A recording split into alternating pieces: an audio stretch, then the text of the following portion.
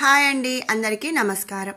మరి నిన్నటి విష్ణు పురాణం వీడియోలో మనం బలరామకృష్ణులు ఇద్దరు కూడా ఎలా మధురకు చేరారు అనే విషయాన్ని మనం తెలుసుకున్నాము. మరి ఈరోజు వీడియోలో మరి మధురలో ఏం జరిగింది అనే విషయాన్ని కొంతవరకు తెలుసుకుందాం. ఇక కృష్ణుడు అన్నతో అప్పుడే మధుర చేరిన గోపకుమారులకు కలిసి రాజమార్గాన దివ్య మోహన మూర్తి అయి వెళ్తూ ఉండగా నగరవాసులు భక్తిని రక్తిని ప్రదర్శిస్తూ చూపులతో స్వాగతం పలికారట. మరి వాళ్ళందరికీ కూడా స్వామివారిని అంటే కృష్ణుడిని బలరాముడిని మరి కొలవాలి అనుకున్నా కూడా కంసుడిని చూసి భయపడుతూ వాళ్ళు ఏం చేశారంటే భక్తిని రక్తిని రెండు కూడా చూపులతో చూపిస్తూ మరి స్వాగతం అనేది పలికారట. అలా కృష్ణుడు వెళ్తుండగా మడత బట్టలు భుజాన ఉంచుకొని ఒక చాకలి ఎదురుగా రాగా ఆ మూటలో ఉన్న బట్టలలో కొన్ని ఇమ్మని అడిగాడు. చాకలివాడు పెడసరపు ధోరణితో జవాబు చెప్పాడు. ఏం చెప్పాడంటే, నీ మాటలు మా రాజు కంసుడు వింటే నా ప్రాణాలు పోతాయి, పోకి పో అని అనగా కృష్ణుడు చేయి చాచి నాని శిరస్సుపై ఒక చరుపు జరిచాడట. గప్చుప్ చాకలి శవమై కళేబరం కింద పడిందట. కృష్ణుడు బట్టల మూట ముడి విప్పి జిలుగువన్నె పట్టుపంచ అన్నకి ఇచ్చాడట. పసిడి జలతారంచు పచ్చని పట్టుపంచ తీసి తాను కట్టుకున్నాడట. మరి మిగిలిన బట్టలు గోపకుమారులకు ఇచ్చాడట. తర్వాత ముందుకు వెళ్లి పువ్వులమ్మేవాని ఇంటికి పోయి పూదండలను అడిగాడట. వాడు పిరికివాడట. భక్తితో కృష్ణుడి పాదాలకు వంగి శిరసా నమస్కరించి లేచి పూలదండలు ఇచ్చి అన్నాడట. మరి మరి చాకలి వాడిని బట్టలు అడిగినప్పుడు తను ఇవ్వకపోయేసరికి మరి కృష్ణుడు చేయి చాచి శిరస్సుపై చరిచేసరికి ఆ చాకలివాడు శవమైపోయాడు. కాబట్టి ఈ పువ్వులమ్మేవాడు ఏంటంటే మళ్ళీ ఎక్కడ కృష్ణుడు రన్ను కొడితే నేనెక్కడ చనిపోతానో అనే భయంతో మరి శ్రీకృష్ణుడి పాదాలకు శిరస్సు వంచి నమస్కారం చేసి పూదండలిచ్చి ఇలా చెప్తున్నాడట. దేవా, నీ వంటి వారు రావడం పువ్వులు అడగటం నా అదృష్టం, తీసుకో, మరి ఇంకేం కావాలి అని చెప్పాడట.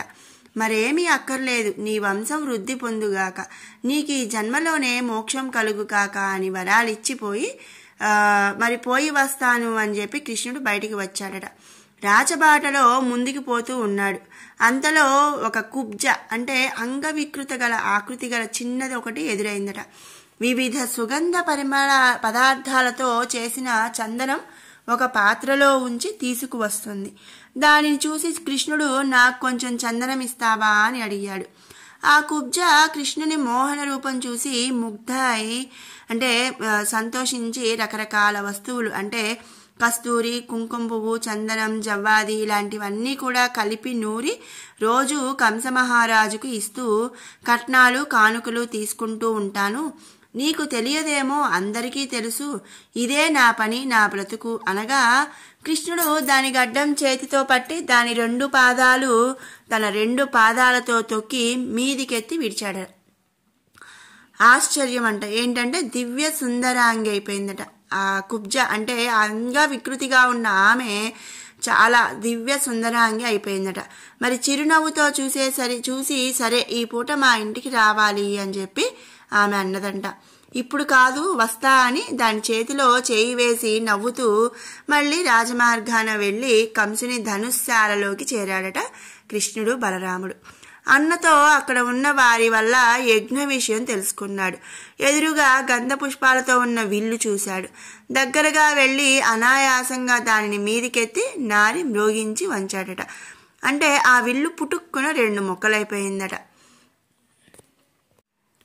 మరి రామావతారంలో కూడా శివధనుస్సును ఇలాగే కదండి చేశాడు. అదే విధంగా ఇక్కడ ఆ విల్లుని విరిచేశాడట.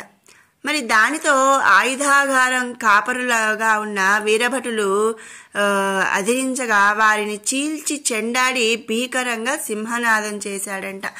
అప్పుడు చావగా మిగిలిన వారు పరిగెత్తుకు వెళ్లి బలరామకృష్ణుల దుండగం కంసుడికి చెప్పగా విని కంసుడు రోష భీషణకారుడై మల్లయుద్ధ వీరులైన చానూర ముష్టిక్కులను రప్పించి వారిని నూతనాంబరాలనిచ్చి రామకృష్ణులను ఎదిరించండి అని చెప్పి వాళ్ళని యుద్ధానికి సన్నద్ధం చేసి కంసుడు పంపించాడట.